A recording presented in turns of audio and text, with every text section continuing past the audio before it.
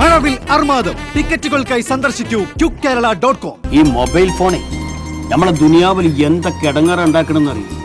അപ്പൊ നിങ്ങളൊന്ന് ആലോചിച്ച് നോക്കി, മൊബൈൽ ഫോൺ ഇല്ലാത്ത ആൾക്കാരുണ്ട് ഇപ്പൊ ദുനിയാവില്? നമ്മളെ നാട്ടിൽ നമ്മളെ നാലാളേക്ക് ഉപയോഗിക്കാം അല്ലേ ഉണ്ണിസ്വാമി? ശരിയല്ലേ? ബാക്കി എല്ലാവരും കൈമല്ല മൊബൈലാ. എന്റെ മോളെ 2.5 വയസ്സുള്ള കുട്ടി, ഇവക്ക് മൊബൈൽ ഇല്ലാണ്ട് ഒരു കാര്യം നടക്കൂല. ചോറ് തിന്നണമെങ്കിൽ മൊബൈൽ വേണം, പല്ല് തേക്കണമെങ്കിൽ മൊബൈൽ വേണം, കിടന്നുറങ്ങണമെങ്കിൽ മൊബൈൽ, എന്തിന് അപ്പിടണമെങ്കിൽ വരെ മൊബൈൽ കൈമല് വേണം. ഈ കുട്ടിക്ക് മൊബൈൽ കൊടുക്കാൻ പാടില്ല. റേഡിയേഷൻ എന്നൊരു സംഭവം ഉണ്ടല്ലോ, അത് കയറുന്ന പറയുന്നത്. നേരാണ്. നമ്മളെ തുണിക്കടക്കാരൻ മമ്മാസില്ലേ, മമ്മാസിന്റെ മോളുടെ കുട്ടിക്ക് ഇത് കേറി റേഡിയേഷൻ, എന്നിട്ട് മൊയ്ലാരെ കൊണ്ടുവന്ന് എന്നിട്ട് മാറ്റി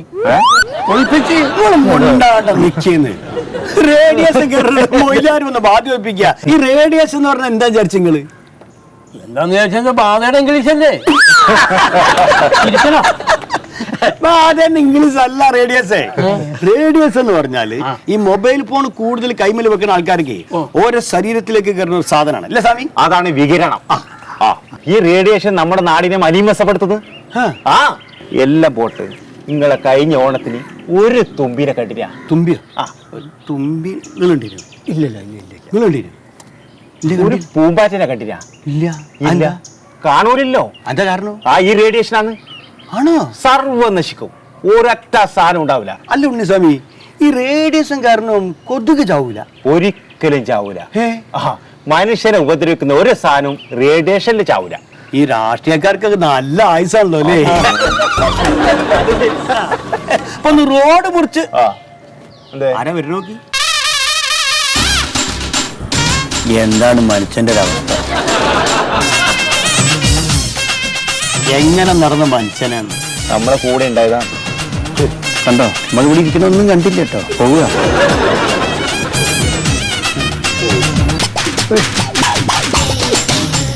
ഒറ്റയ്ക്ക് ചിരിക്കുക, പോവുക. ഇതിനൊക്കെ കാരണം മൂപ്പടെ മോനാ. മോന്റെ പയ്യൊരു മൊബൈൽ അച്ഛന് കൊടുത്തതാ. അതോടെ അച്ഛൻ പരിസരബോധവും ഇല്ല. അപ്പൊ നമ്മളാരും വേണ്ട അച്ഛൻ.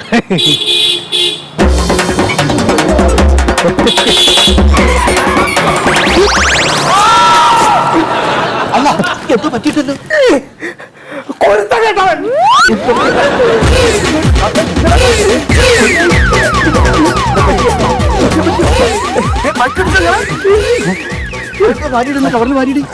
എന്താണ് ശീതളേട്ടത്?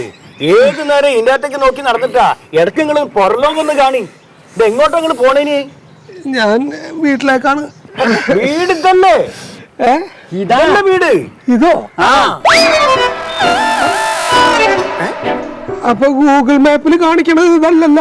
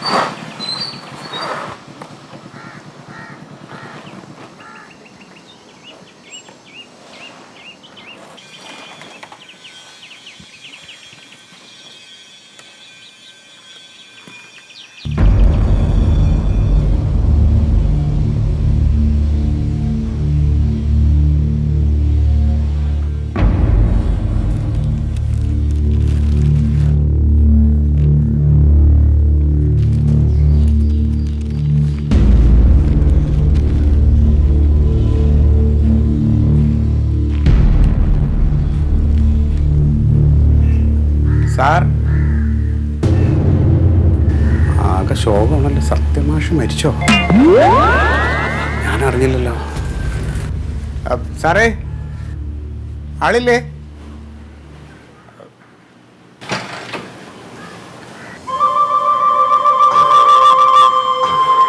സാർ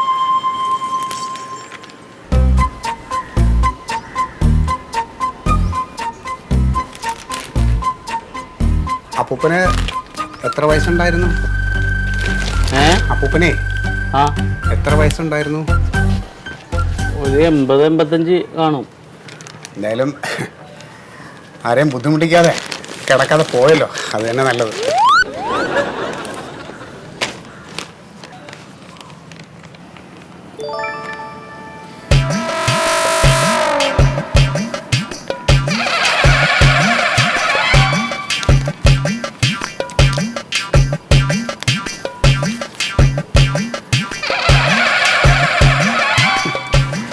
അങ്ങനെ ഈ പഞ്ചായത്തിലെ ആദ്യത്തെ മാഷും പോയി. എന്തോരം കുട്ടികളെ പഠിപ്പിച്ച മാഷ്.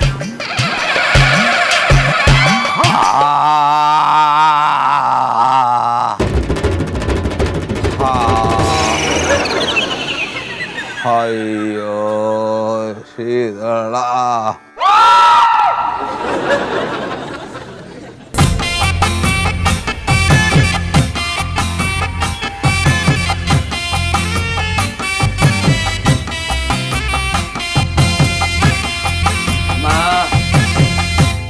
ധർമ്മം കൊടമ്മ, വാതിലെല്ലാം തുറന്നു കിടക്കുന്നത് ആരെയും കാണാൻ.